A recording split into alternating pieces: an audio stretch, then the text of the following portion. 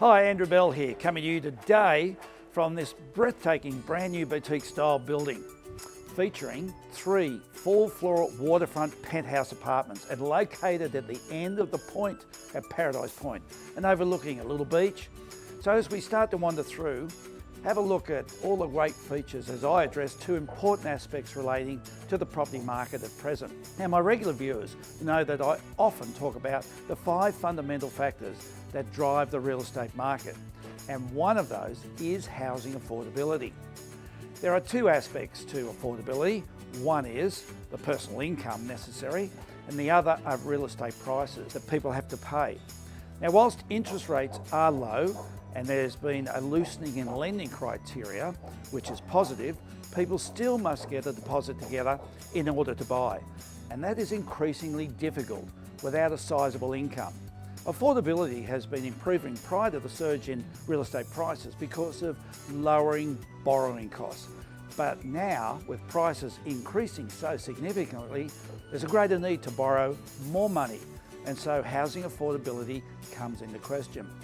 This then leads to the question of wages growth, which is a critical factor in prices being able to continue to rise, or the length of time in which price increases can occur.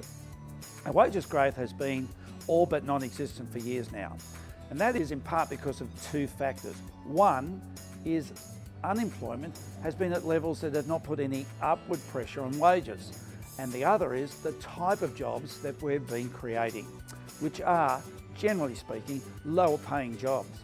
There's another factor that's not talked about frequently, and that is underemployment, which means people only on part-time work rather than full-time work, even though they are registered as employed. And so they're not working the hours necessary to bring in a sizable income. The official measures of wages growth do not really paint the full picture either. They've been showing that the annual wage growth has been higher than CPI, but they only measure discretionary items such as cars, electrical goods and holidays and so on, which have been reducing in cost, whilst non-discretionary items such as schools, insurances and rates and electricity have all been rising.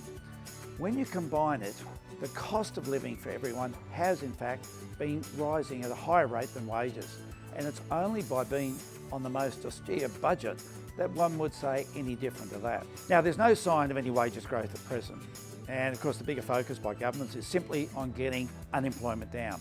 And so this feeds back to the question of housing affordability, and it is why there has suddenly been a significant surge in the number of people moving out of major cities like Sydney and Melbourne to regional areas like the Gold Coast.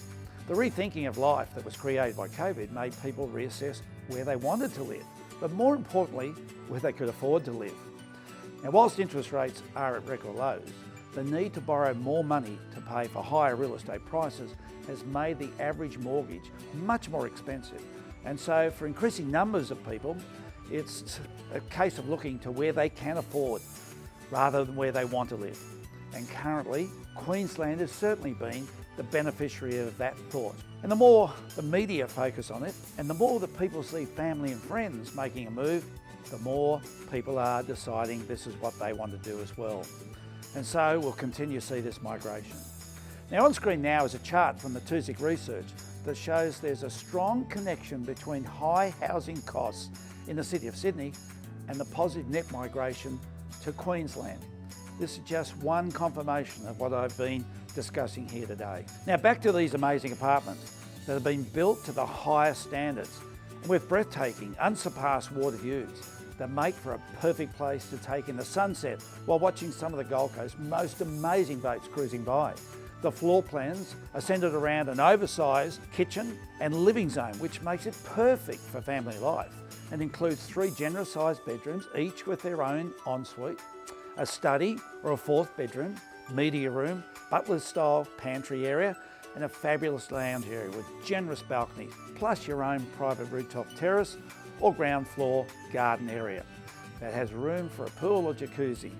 Generally speaking, all of our penthouse style apartments are located in the bustling centres of Main Beach, Surfers Paradise and Broadbeach, and perhaps to some of our southern suburbs. And that's what makes these apartments so rare. They're unique, they're unparalleled, and they are in one of the most gorgeous northern residential points of the Gold Coast, in a world of their own, yet close to the wonderful facilities and great restaurant precinct at Paradise Point. Take the opportunity to come and inspect these apartments from our marketing agent, Lorraine Drysdale. Her details are on screen now, and she'll only be too delighted to assist you. As we've seen today, ongoing price increases will be challenged by declining housing affordability, which at some stage will start to put the brakes on price increases. But for now, the market continues with great strength, and our remarkable team of very experienced agents continue to achieve incredible results for our clients. If there is any way that we can assist you, whether you're selling, buying or renting, please reach out to us. We're not new to the Gold Coast. We've been operating here for 32 years, and we are here to look after you, and no one has greater experience or greater care factor. Having just returned from Canberra for the release of the budget, we're working through all of the impacts that the budget will have on the real estate market, and I'll share more with that with you shortly. In the meantime, stay positive and let's always be part of the solution, not the problem, for whatever happens in life.